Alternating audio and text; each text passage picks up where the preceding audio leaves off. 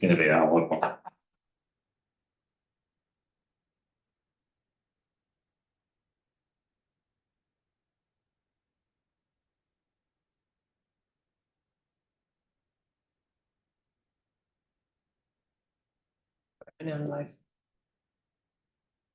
Okay, good evening. Welcome to the Personnel Committee. On today, it's the 2nd of July, 2024. I'm joined tonight by Councillor Laura Coyle, Councillor Anthony Armitage, and Councillor Jeff Brooks. Also by Sarah Clark, Sadie Owen, and our officers, Sam Hodgson and Paula Goodwin. Sorry, Paula. Thank you very much. The first item of business on the agenda is apologies for absence. Do we have any apologies? No apologies that I've received. Moving on to the second item is to record as correct the minutes of the meetings of the Personnel Committee held on the 26th of February. Do I have any proposers? And Jeff, and any seconders? Anthony? All those in favour of I think I have to abstain. I wasn't at either meeting because I've only just joined. That's fine. So, vote carried? Yes. Okay. Secondly, to accept the meeting of the minutes of the meeting of the 9th of May. Do I have a proposer? Anthony? And a seconder? Jeff? All those in favour? Thank you. That's carried. It's carried. Thank you very much. The third item on the agenda, are there any declarations of interest? We need to remind members of the need to record the existence and nature of any personal, disclosable, pecuniary or other registrable interests in items on the agenda in accordance with the members' code of conduct. No. Thank you. Okay, that brings us to our fourth item, the update on HR activity 2023-24. Paula, would you like to take us through the report? Okay, so what you've got in front of you is the annual HR report for 2023-2024. So that's all 4 quarters. We normally do a 6-monthly update. So this is for the whole of last year. And therefore the data that is in the report is reflective of as at the 31st of March for the whole period. What you've got in there is updates on establishment, employee data, training and performance management and talent and recruitment. And there are some positives within the data that we want to highlight, which is that turnover has gone down from 15.9% to 12.47% for last year.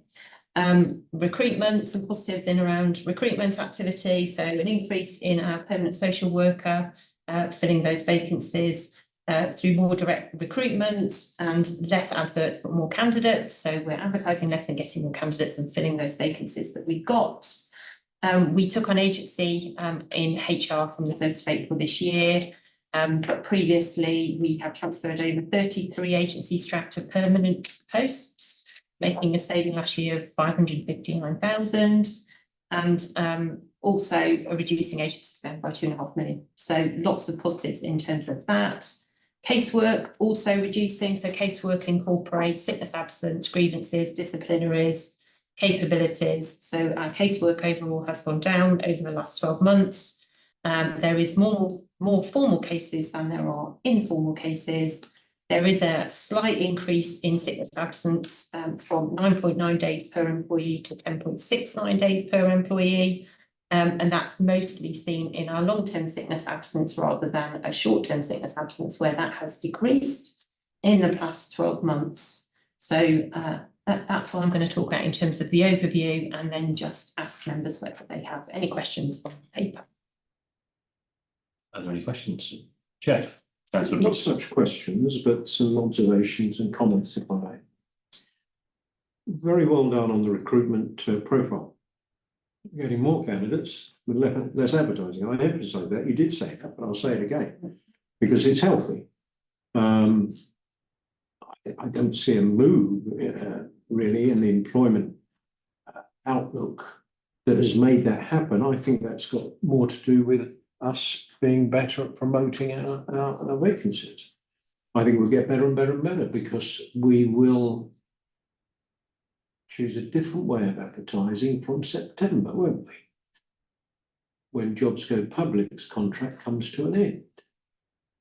And that is why I am pressing for our new website and our EVP to be rolled out in September, not on a phased approach. We'll take it offline, but I don't see why we shouldn't be going out ready in September when Jobs Go Public finishes, to be ready to launch our own website or microsite within our website and our EVP. So we'll take that offline, but the whole overview, and particularly the reduction in temporary workers, the conversion of temporary workers to permanent roles. It was running about 24 people, I think it was, 599, nearly £600,000 of annualised savings. Is there any update on that, Sam? We will have got a few additions since then, Update and I will later. update you with the figures. Because this is very, very encouraging and well done to all involved. And that's members and officers. We pushed together, haven't we? So that is really healthy, Chairman. I will draw attention, because I think it does need drawing attention to, that although we have got on the table on page 18, vacant full-time employees of 380, which looks like and is being reported as 20% of the establishment being vacant. I wonder if we can get a little bit more breakdown, a little bit more explanation of that, because it isn't really the case. And certainly, I don't know how many posts we're advertising on the website, our own website at the moment, but it won't be 380. So there's a context to that one I think we should explain for the minutes. But overall, on this data you provided to us, I'll come back to casework perhaps a bit later, although that is encouraging. Turnover is encouraging. I'm keen to know, not necessarily this evening, Paula, but what we're doing about exit interviews, what we're doing about HR being part of the interview process for onboarding or selecting people, which I've talked to you about in the past, and I know there's a timing issue, but still want to see HR more involved in the recruitment and the offboarding of people. But overall, some lovely things going in the right direction. Okay. Thanks, Councillor Rook. So I take the data question first. So, excuse my voice. In table 5.3, there is a further breakdown in relation to how those 380 FTE vacancies are made up. I will just point out that the data that is published was taken from our old system Resource Link before we moved into iTrend, and therefore the data was actually taken before the end of March and more towards the beginning of March. The other thing is we haven't had the opportunity to remove some of the data. So some of the posts that are in there that should have been deleted. So it's around 100 posts that need to be deleted from that number. So automatically there should be 280 because we haven't had the time between old system and new system to undertake that piece of work. And that's when the data was published. So there's 100 already. The actual position is around 210 vacant posts because we've also got part vacant posts that are accounted for within that 380. And when we talk about part vacant posts, we mean it could be a 001 FTE, but it's still counted as an FTE in the way the data has previously been published. And we have said we will review the way this data is published because a 1 FTE is not a 1 FTE on the basis that 380. So that again accounts for 69.21 of the posts in there. So again, that takes that number down to the 210. We've got about 143, or had at the time of reporting, 143 posts out at onboarding or out to recruitment. So actually posts that were not being recruited to and on hold as closer to 66.79 FTE. So the number is actually a lot less. That's the way that has been reported, and due to the time lag in relation to moving from one system to another and data not being updated, but something we want to look at going forward to ensure that we're reporting more effectively and the data is updated from the new system. So, Paula, could I just, as a layman's view of this, is what we're saying is that if we, including the people we've already given offers to and are on their way into the organisation, if we add those to the number of roles that we're actually actively recruiting now, the total is 143.8. So 143.8 is the one is people that were being onboarded at the time. Yeah, sorry, at the time, Or were yeah, out to apologies, advert yeah. at the time. Yeah, So the actual vacancies were closer to 67 in Yeah. terms of the number. Once you start to you start with 380, you take out part vacant posts, and then you take out posts that need to be deleted, and those that are in onboarding, etc. The number comes down to the figure at the end. right. So there are 67 jobs. At March. In March at Yeah, the I mean, time. it might have changed. So but yeah. 67, not 380. No. Right, that's great, thank you. Councillor Andrade. Thank you, Chairman. Thanks for the report. Yes, there are encouraging facts in this report. Last time, if you recollect, I queried about graduates being hired as part of this program. There was one mentioned in the last report, so when we discussed in February. So my question is two things between in the last 6 months, have we hired any more graduates? And if we have not, what are the steps taken to hire more young people? Okay. Into this program? Yeah. So we don't report that data, so we wouldn't be able to specifically pull out the number of graduates. And I'm sure as part of our recruitment campaigns, we do get graduates that apply for roles and are successful. In terms of a formal graduate recruitment program for graduates, that's something that Sam can probably give a bit more detail. So we've got an early careers post in our team, and that post is responsible for transforming the way we do apprenticeships, T-levels, graduate schemes in terms of that recruitment piece. And that also connects to our EVP proposition. So there's been a lot of work around looking at our offer in terms of that. That offer is still kind of being built, and that's something that is closer to being kind of implemented. We've had a trial with we've got some T-level students in the organisation at the moment. So we've got 5 T-level students that we were asked to accommodate at short notice, and they're in for 3 weeks, and we're using that as a trial to look at a programme for our T-level students. So, you know, graduates would be in the same place where we need to look at those programmes, but we formally had 1 graduate from the National Graduate Scheme, but we want to do more to attract more graduates, use our apprenticeship levy more and get more graduates in. So I can't give you a definite, this is what it looks like, but it's definitely something that our new early careers business partner is looking at. She's only been in post a few weeks, so we're kind of letting her find her feet first, and then but very quickly we'll be looking at that. Okay, thank you. What's anything? Did I miss anything? No. I would just say in terms of the graduate side of things, what we are looking at, perhaps rather than the sort of national schemes, is looking at actually how we use our levy for graduate apprenticeships. And actually there are some really great technical apprenticeships, which is what our early careers business partner will be looking at in the sort of very near future. Our previous business partner had started some work looking at procurement as well of those degree level apprenticeships. So things like in the legal world, we use them very effectively in the social workers and OTs to put them through those degree level apprenticeships. But we're also looking at other areas of the organisation, you know, the sort of engineering type roles, those niche ones that we struggle to get the talent, looking at what courses are out there and actually actively looking to recruit those graduate apprenticeships, not just the sort of start point apprenticeships. Thank you. Councillor Cole.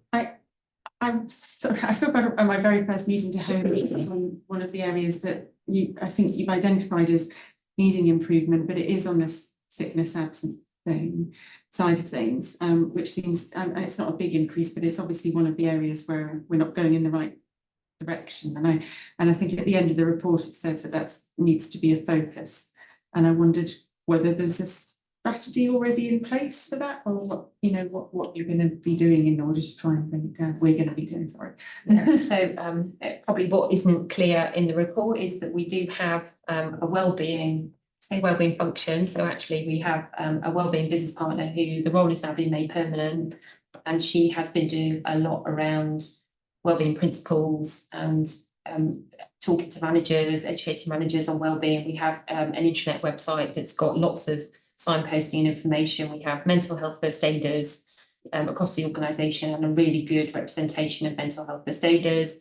We have an EAP scheme that offers counselling for as part of that approach. So we do a lot in terms of our offer already in education. The sickness absence that's going up is long-term sickness. it isn't necessarily work-related stress. It is related to people having long-term sickness absence, which is more difficult in effect to kind of deal with because of the fact they are very often illnesses that are, long-term, that we can't encourage people to come back sooner. But we do a lot of support with our occupational health service to get people back on phased returns and to support people with access to work, reasonable adjustments. So there is still more work to do, but I think some of that sickness absence is more difficult just because of the nature of it. People with cancer, etc. It's much harder to encourage them to come back to work because they are genuinely off sick. Yeah, well, I understand those people, and I think that's completely, there's not a lot we can do about but it does say that the most, I think it says somewhere in the report, the most common reason is stress, depression and mental health related. Now, I accept that could still be to do with things external to the workplace, but there's no real way of knowing to what extent it's to do with work or not. It's difficult to gather that information, I understand, but we don't really know, therefore, how many of those people it could be to do with work. Yeah, so we haven't previously reported work-related stress through our previous system. It is something we're going to look identifying more through our reporting, so that when managers report, we can more easily identify the reasons why people are off. But I think it's more about supporting managers to manage sickness absence. So when they've got, it's that preventative measure. Why have people gone off in the first place? Is there something we could do to prevent? Can we look at phased returns quicker to support people back in? And what can we do to do that? And we do a lot already, but I think it's looking at those specific cases and then supporting the manager with that. And that's something that HR can do. Sickness absence policy is a little dated. We did our reasonable adjustments policy a couple of years ago with COVID when that was around, but our sickness absence policy does need a bit of a revamp and looking at a manager toolkit as well. So we've got more information available. So it's coaching managers through, providing more information, providing more signposting. But I think we do a lot already, and I think some of this is the fact that it's what's going on outside of the organisation, cost of living. There are other things that are impacting on people being off, but definitely mental health and neurodiversity is there's a higher awareness, if you like, of those types of illnesses coming through, if you like, mental health illnesses, and we want to do some more training. HR have taken on the responsibility for equalities this year, and so we will be looking at what we can do to support through the equalities avenue as well as the sickness absence, because the two very often overlay as well. Councillor Brooks. Thank you. In 7.2, by using the ONS data in 7.19, obviously it looks bad in comparison to our 33.2% on the mental health. And I wonder if we should be looking at a basket of local authorities who deliver social care services as a better comparator than ONS, which, as it says in the report, is national data. Because it skews it really, didn't it? Yeah, and it is trying to compare apples with apples, and as an organisation, as a unitary authority, we do have slightly different services to other, even in Berkshire, we have different services because we have care services where others have outsourced. So we're not necessarily comparing apples with apples, even with local authorities. The local authorities aren't necessarily keen to share sickness absence figures, clearly, because if they're high or then we suggest to Nigel Lynn it's picked up with Berkshire leaders. Yeah. Because at the Berkshire leaders meeting, we can urge them to do so. Even confidentially or very carefully. It's a better comparator than ONS. Yeah, and I do attend HR meetings with the heads of HR from Berkshire. I am aware that there is a relinquency. They don't necessarily want to share, because if they're in a good place, then they probably don't want to share what they're doing to make that happen. But it doesn't mean we don't have those conversations, that we can look at data further afield. Well, what you've just said is local authorities don't want to share best practice. And how sad is that to hear? No, they have to share best practice, but not necessarily the data when they do. You know it's best practice unless you know it. I know. Yeah. Maybe try. I had a question on a similar vein, actually. In 7.6 and table 3, there seems to be quite a sharp increase in the number of HR cases around sickness absence. And you mentioned there about the sort of change in policy. Yeah. How do those two the increasing rate of sickness absence and the increasing number of cases around sickness absence, is that proportional to the number of cases, or is it more willingness to try and investigate it through HR cases? I think there's with having the wellbeing officer, we definitely have more of a drive, if you like. We've had some new staff in HR who are pushing to have conversations with line managers about what support they are providing for their employees that are off sick. And I think we are seeing more formal cases happening because of the fact that managers are being supported through that. Less informal, which is good to some extent, but I prefer to see more informal cases where we're trying to deal with things more informally and on a formal basis. But I would point out in that table that sickness absence is the only one that's gone up. Yeah, and you're right. No, absolutely. Clearly are That's to coming be down. celebrated. I only went it through the angle of sickness absences that my colleagues brought up. Yeah. Councillor Brooks. I think the other thing, not for tonight, but something I would imagine you're looking at. You put a lot of effort in over the last 2 years, 18 months on the behaviour frame. Yeah. You rolled that out slowly, a lot of training. When will you look to see what impact that may have had?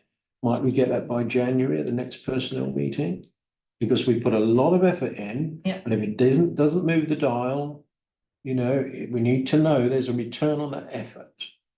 Okay, so we have just updated a number of our policies to incorporate the behaviour framework. So we need to give that time to bed in. So that is grievance, disciplinary, capability, one-to-ones and appraisals. We're also looking at obviously sickness absence we need to have a look at. So policies need to support management of the behaviour framework and improving that dialogue. So I guess what I would see is potentially there might be more cases as managers push to deal with particular incidences, if you like. But the behaviour framework is it's a thing, it's a culture, and therefore it's already what we have in place. What we now need to do is embed that in everything else that we do, which is all of the policies. So we have a rolling plan this year of updating all of our policies. I think by early next year, it's probably going to be too early to say whether or not that is successful. We do have behaviour champions. And actually they've got a meeting in the next couple of weeks who feedback on what's happening, positives, negatives, and therefore you get a feel for what's going on that's good and what perhaps needs looking at in more detail. We obviously now have the Equality Forum under our arena in HR, so you get feedback through those employee forums. We've got a women's network, we've got a managers forum, we've got the Equality Network, so we get feedback about how well. Then I suggest you share that feedback. Because the behaviour framework, you did a lot of training to individual managers. They all came on the teams, and you train them in the behaviour framework, as in how to be better managers. That I would like to have thought has shown a payback, without having to embed it in all the policies, and it's just an ongoing program like the Forth Road Bridge. Although I think that they don't paint that all the time now. I think you should give an interim report on the benefits, because that program has been going on 18 months to my knowledge. Yeah, It should be now making an impact. Sorry. It is making an impact, but it has to be embedded in everything we do as an organisation. It's part of the fabric of the culture and the policies and the procedures. It isn't a thing that sits in isolation. So in order to embed that, we need to make sure it runs through all of the policies. And that's what we said when we set out with the behaviour framework to implement it, that we would need to do that. That's around recruitment activity and make sure we're recruiting for behaviours, not just against knowledge, skills, etc. So there's that will happen this year in terms of the continuation of that implementation. I just think by early next year, it's going to be too soon to be able to say how successful that rollout is. But all I would say is the feedback is positive. We are doing a staff survey. So there's another measure that we can put some questions in the staff survey this year. So the plan is to do that in September, and we will put some specific questions to get feedback from staff in relation to the behaviour framework. So there will be some feedback. But it will continue to gain feedback throughout the following 6 months and 12 months, because it's individual has the behaviour framework impacted on sickness absence? Has it impacted on recruitment? Has it impacted on, until we put it in those policies, we can't really measure how successful it is for each of those areas. No, but you could measure it in a broader sense. Which is what I we'll won't do. say any more, We'll do Chairman. that with I've the made my staff point. survey. Yeah, we will. I don't think I have made my point, because actually, I'm not necessarily going to get anything, but you can move on. Thanks very much. I had I think just one question that my colleagues hadn't covered. I'd just like to, reiterate some of the things they said. The improvement in retention is fantastic. The improvement in recruitment is really, really, good to see. Particularly the massive cost saving in agency staff, being able to save £2.5 million in a year on agency staff is something to be really celebrated. And whilst I share their concerns about sickness absence as well, the one thing that stood out for me, which is something I brought up when we had the same meeting in the same format on the 4th of July last year, was about appraisal rates. And I just did I went back to last year's minutes and had a quick look. So this year, overall, 82.5% of people had an appraisal. Last year it was 83.5%, so it's dropped. And I don't find either figure to be high enough. And I don't really understand how employees are not having their appraisal, and why managers are not, why it's not a significant objective of theirs to make sure that 100% of their team are getting their appraisal. Is there anything you can tell me about to explain that? Because in organisations I've worked as a manager, that is one of the highest things, and it can only lead to greater retention. It can only lead to greater understanding of where people are with their career and what their thoughts are and what they want to do next. Okay, so there is a slight disconnect, I think, between the data that you've got. So appraisals tend to happen year end. Yeah. So obviously it would be March, April, May. Mm. The data that you've got in front of you is from ResourceLink, the legacy system, and that would have been produced at the beginning of March. Mm. So it doesn't mean that people are not having appraisals. It just means there is not a mechanism for managers or employees to update information in iTrent at the moment to enable us to pull data to say people have had an appraisal. Right. It is going to be rolled out this week. So we are going to be rolling out self-service for iTrent, so the ability for managers and employees to put their date in self-service to say that they've had an appraisal. So we will be able to report back once that data. So when we have this meeting next July, well, I suspect before then there will be data published, because it's a KPI anyway. Yeah. So it's reported as a KPI, but it tends to go to Oxford anyway. So there will be more reporting. But we have also said we are rolling out a new appraisal policy and one-to-one. So that is just being just updated in terms of what it looks like. That will go out next week, hopefully. So we will also be doing some comms, some education around. We've got a new LMS, so our new learning management system, which is also about to be launched, and we'll do lots of kind of training around appraisals, giving feedback, difficult discussions, that kind of thing. So there will be a drive not just to do appraisals and personal development plans, but also kind of using the new policy, new process, giving people support and educating people in how to do it. That's fantastic. Look forward to it. Thank you. Any other questions? Just Councillor Brooks. Coming back to recruit with iTrent, which obviously put a lot of effort to get that going. Well done. You've got the applicant tracking system potentially out. You've been looking at it. What that is for other members is the ability to actually keep tabs on applicants. It'd be interesting to see what your advice is on how long you can keep a CV or an applicant on an ATS. But it could improve the recruitment even further to go into a pool of people who were interested in joining us and didn't for whatever reason, and reaching out to them. So can we get a little bit of update on that? I'm going to look at Sam to give you an update on that. I would say it's possibly a little bit early for me to give you a proper update in terms of some of those bits that we really, they're really nice to have the next stage of where we perhaps want recruitment to be. At the moment, the focus is very much on the basic part of the system. It's building it from the ground up, really. So we're in the quite early stages. It does have talent pool functionality. Mm-hmm. Exactly what that looks like and what we'll be able to do with that is still a question mark at this stage. But I think we have the opportunity to build reports in it, which I think is going to be brilliant, because that's what we've really struggled with our current system, to be able to to really sort of get down into what's happening at each stage of the process. But in terms of the talent pooling bit, I hope it will be able to do some of what we would like it to do from that perspective. But at the moment, I don't fully know what that looks like. We're told it has a functionality, but Keep in touch on we'll that. see. Absolutely. Right. I think well done also, because we now reach out to recruitment agencies for permanent stuff. Yeah.